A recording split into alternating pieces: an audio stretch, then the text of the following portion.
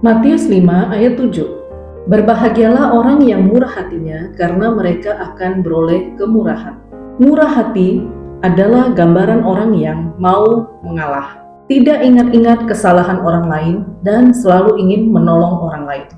Gambaran murah hati kita bisa lihat daripada pribadi Abraham. Abraham yang mengalah kepada Lot, dan dia juga menyelamatkan Lot ketika dia diangkut oleh musuh. Bahkan semua yang ada pada Lot itu dibawa kembali. Lot tidak mengalami kerugian apa-apa. Juga Abraham seorang pendoa syafaat bagi Lot. Bagaimana Lot itu diselamatkan ketika Tuhan akan memusnahkan Sodom dan Gomora. Jadi inilah gambaran seorang yang murah hati. Dia tidak mengingat-ingat kesalahan orang lain sekalipun dia tidak dianggap atau tidak dihormati. Lukas 19 ayat 5-9. Ketika Yesus masuk ke kota Yeriko, dia sampai ke tempat itu, dia melihat ke atas, lalu dia melihat Zakheus yang di atas pohon, lalu berkata kepadanya, "Zakheus, segeralah turun, sebab hari ini aku harus menumpang di rumahmu." Lalu Zakheus segera turun dan menerima Yesus dengan sukacita. Tetapi Zakheus berdiri dan berkata kepada Tuhan, "Tuhan, setengah dari milikku akan kuberikan kepada orang miskin, dan sekiranya ada sesuatu yang kuperas dari seorang akan kukembalikan 4 kali lipat." Ayat 9, kata Yesus kepadanya, "Hari ini telah terjadi keselamatan kepada rumah ini, karena orang ini pun anak Abraham." Kita lihat bagaimana kemurahan hati daripada Zakheus.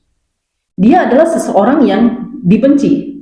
Dia adalah seseorang yang tidak dianggap oleh bangsanya sendiri. Karena dia adalah pemungut pajak untuk bangsa yang menjajah mereka. Tetapi di hari itu, Tuhan memberi dia kemurahan. Tuhan memulihkan dia. Dari pembicaraan ini kita bisa lihat bagaimana Zakheus itu sebenarnya seorang yang jujur. Dia tidak mengambil lebih dari apa yang diwajibkan. Tetapi dia mungkin sangat berhemat karena dia tahu dia seorang yang dibenci. Kalau dia berhenti daripada pekerjaannya, dia tidak akan diterima dimanapun lagi. Karena itu dia hidup dengan sangat hemat. Dan dia mengumpulkan. Tetapi hari itu ketika Tuhan datang kepada dia, Tuhan memulihkan hatinya. Dia katakan, "Setengah dari milikku akan kuberikan kepada orang miskin." Bahkan Tuhan tidak mengatakan apapun tentang kesalahannya. Dan dikatakan di situ, "Sekiranya ada sesuatu yang kuperas dari seseorang, akan kukembalikan 4 kali lipat." Jadi dari perkataan ini bisa dipastikan Zakheus ini adalah seorang yang jujur.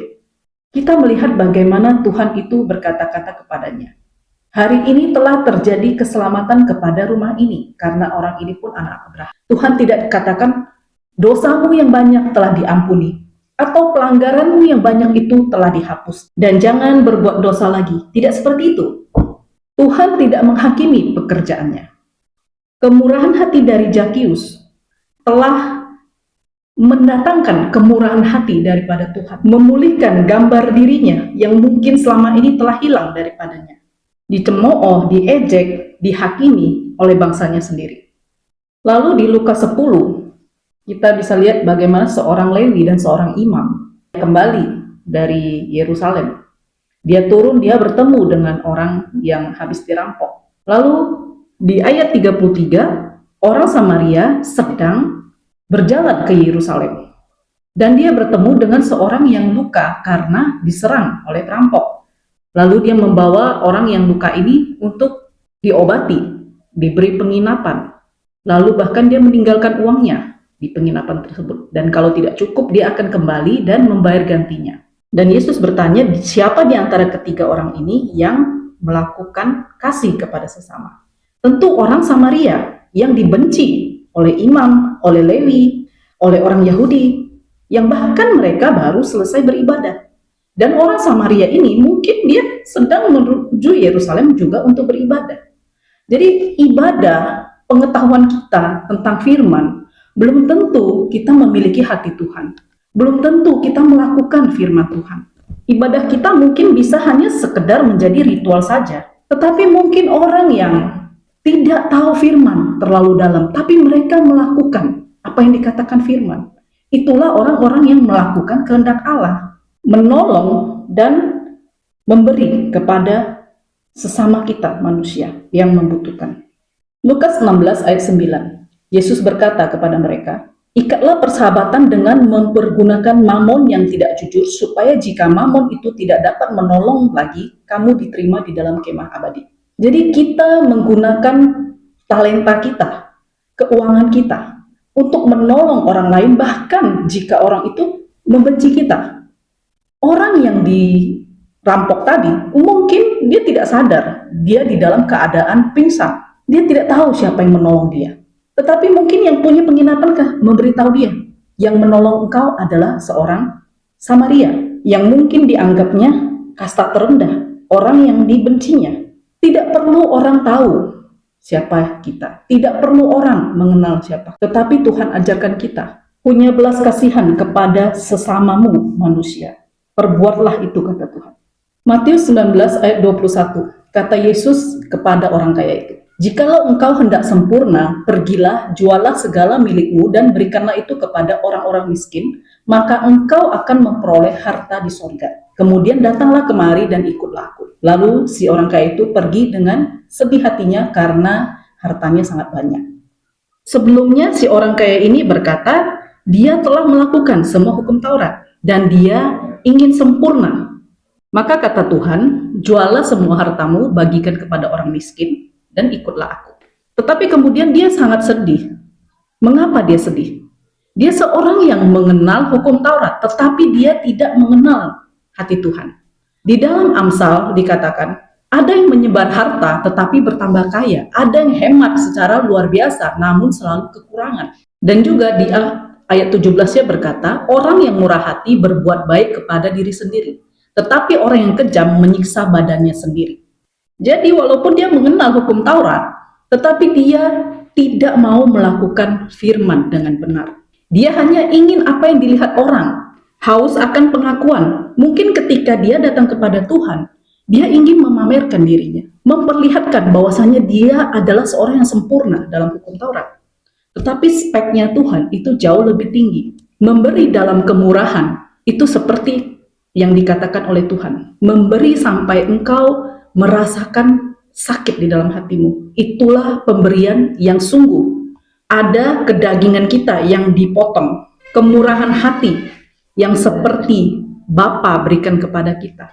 Di 1 Timotius 6 ayat 10 dikatakan, akar segala kejahatan ialah cinta uang atau terikat dengan mamon. Sebab oleh memburu uang, artinya orang yang tidak pernah merasa cukup, berburu uang terus, orang telah menyimpang dari iman. Artinya imannya tidak sempurna, dia tidak percaya kepada Tuhan. Dia sedang menyiksa dirinya dengan berbagai-bagai duka. Seperti orang kaya tadi.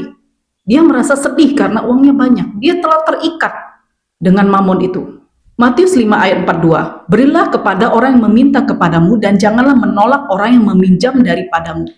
Tuhan mengajar kita untuk tidak menahan haknya orang lain. Berikan jika seseorang itu membutuhkan pertolongan. Roma 11 ayat 30-31.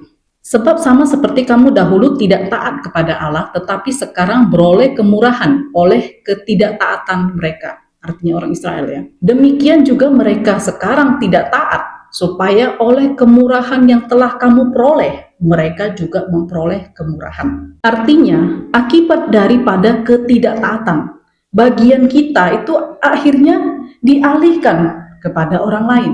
Tetapi kalau kita mau taat, maka orang lain akan memperoleh kemurahan. Ini wow sekali. Jadi kemurahan hati kita bisa membawa keselamatan kepada orang lain.